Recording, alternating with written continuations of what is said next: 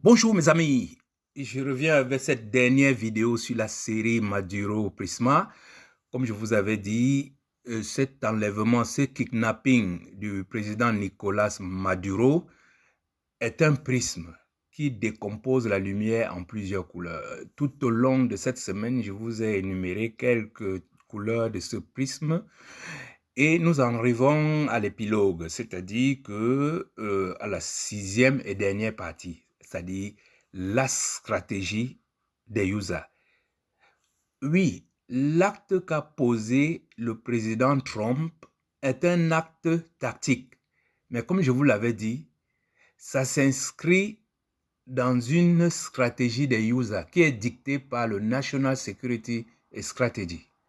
Et nous allons voir à travers notre analyse que euh, c'est un message très fort aux Africains.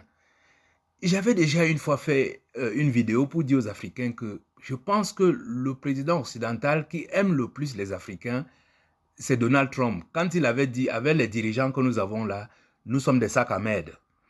Et les gens s'étaient pris à lui et tout, mais la réalité est là. Quels sont ces dirigeants qui chassent leurs citoyens du continent? Quels sont ces dirigeants qui mettent à la disposition des étrangers toute la richesse du pays, qui appauvrissent leur population et qui vont vivre exclusivement en Europe ou en Occident? C'est vraiment des sacs à merde. Bref, je vais rappeler ici, pour rester dans notre sujet, que la stratégie des États-Unis est une approche multidimensionnelle axée sur le maintien de leur primauté mondiale. Je vous l'avais dit, via une puissance économique, libéralisme, innovation et militaire, tout en adaptant sa politique étrangère.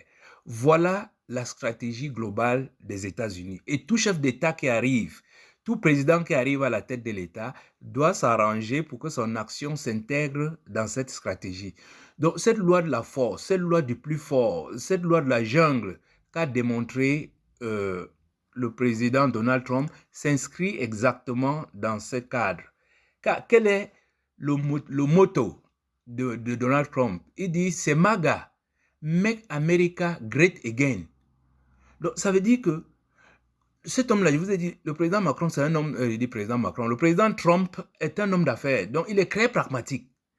Donc, quand il regarde la stratégie des États-Unis, il dit non, les États-Unis ne sont plus great. Quand il dit Make America Great Again, ça veut dire qu'ils ne sont plus great. Il faut comprendre les choses de manière claire. Si vous êtes déjà grand, on ne va pas faire que vous redeveniez grand.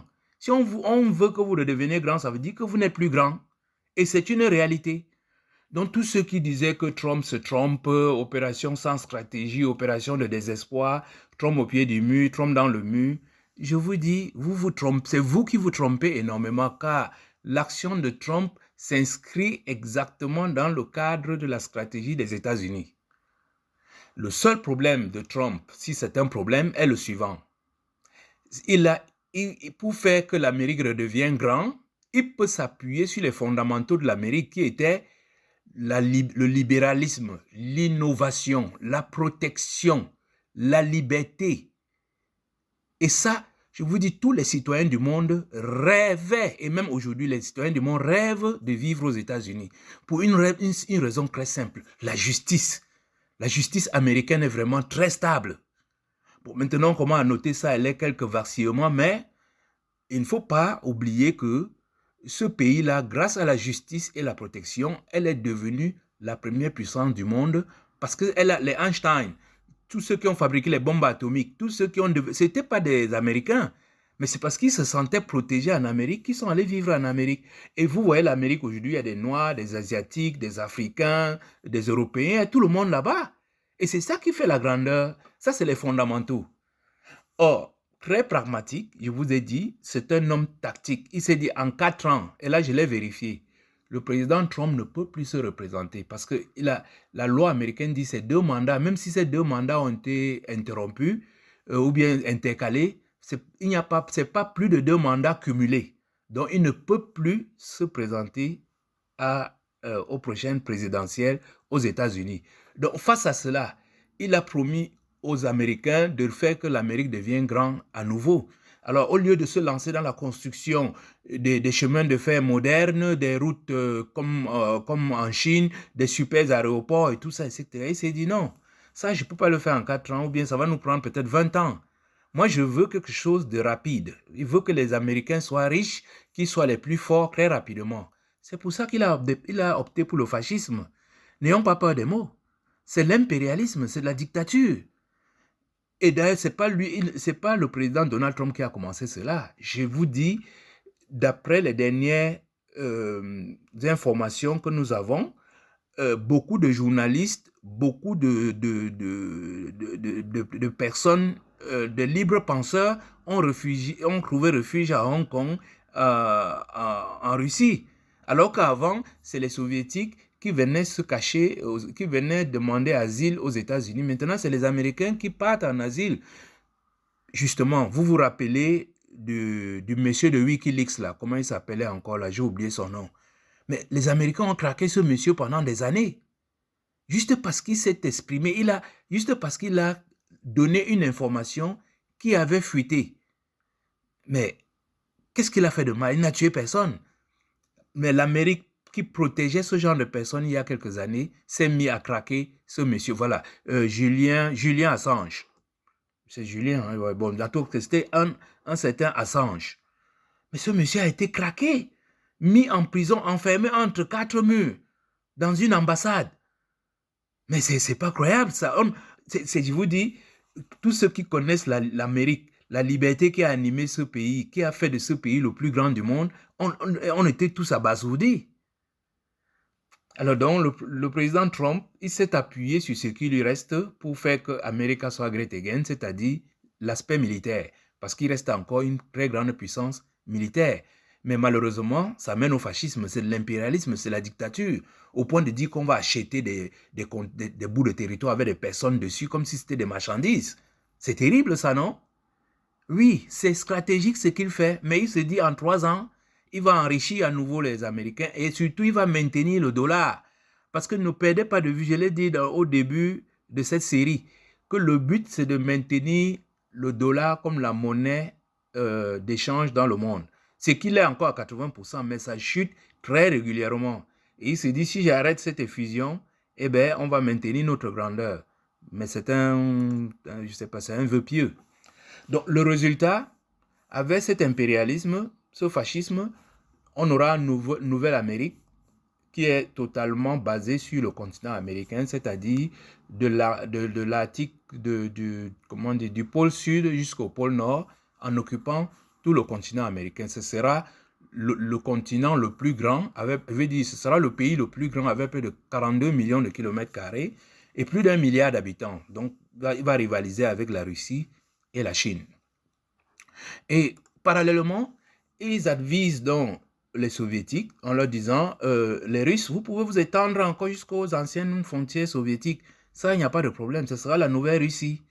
Mais attention, il ne faut pas, par l'acte qu'il a posé et qu'il a obligé les autres à condamner, vous ne pouvez plus arrêter Zelensky. C'est pour ça que je vous dis que c'est stratégique. Donc, en arrêtant Maduro, tout le monde l'a condamné. Demain, le président Poutine ne peut pas aller arrêter Zelensky. Parfois, on va lui dire, mais vous faites du Trump. Pareil, Xi Jinping ne peut pas aller arrêter le président de Taïwan, ou c'est Hong Kong, ou c'est Shanghai, je ne sais plus. Il ne peut pas aller l'arrêter parce qu'on va lui dire, tu fais du Trump. Donc, quelque part, je vous disais, derrière, il y a ces tactiques, frapper le premier et empêcher aux autres de faire la même chose. Et pendant ce temps, il y aura le pays jaune, hein, la nouvelle Chine, qui pourra s'étendre même jusqu'en Australie. Les Australiens ne cherchent qu'à bien vivre. Et déjà, ils ont déjà des relations très étroites avec la Chine. Et là, quand on regarde ça de très près, l'Empire chinois n'aura pas de problème à s'étendre, même par rapport aux Japonais. Parce que tout le monde va chercher à mieux vivre face à ce mastodonte que va constituer la Nouvelle-Amérique, si on laisse faire, bien entendu. Après, à côté, il y a la péninsule arabique, hein, qui va former ce qu'on appelle des New Arabic, avec les Turcs, tous les Arabes. Alors, est-ce que c'est Israël qui va gérer cet ensemble, ou l'Iran, ou la Turquie? Ça, ce sont des questions qui se posent. Ou bien, tous vont rejoindre un très grand bloc qu'on appelait avant les non-alignés, c'est-à-dire l'Inde, la plupart des pays arabes et l'Afrique, où ça c'est le scénario que tout le monde redoute et que les États-Unis sont en train de travailler avec beaucoup de force. Les Américains veulent que l'Europe fonde sur l'Afrique parce qu'ils savent que si l'Europe occupe l'Afrique, ça leur donne une véritable protection contre l'émancipation de la Chine et de la Russie.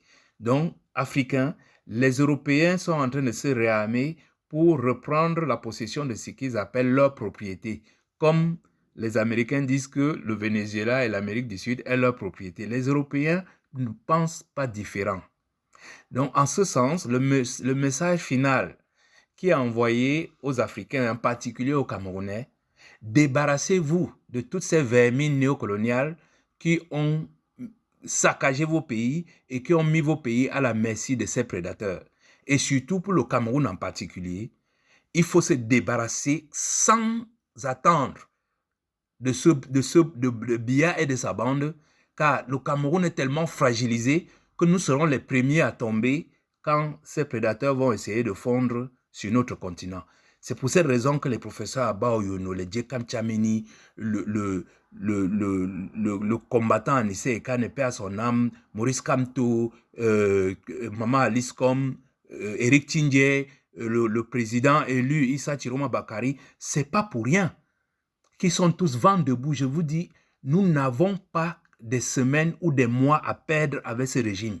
Il faut les dégager très rapidement et avec notre fighting spirit, avec notre capacité de travail, remettre notre pays en rang soudé face à toute la bourrasque qui pourra se déverser sur nous quand on regarde ce qui se passe au Venezuela. Voilà ce que je souhaitais dire pour ce sujet, mes chers amis. Je m'arrête là. Je crois que je me suis assez exprimé là-dessus. J'ai retourné ce prisme dans tous les sens, mais sachez que c'est un acte majeur dans l'évolution de notre planète. Merci de m'avoir écouté et à bientôt.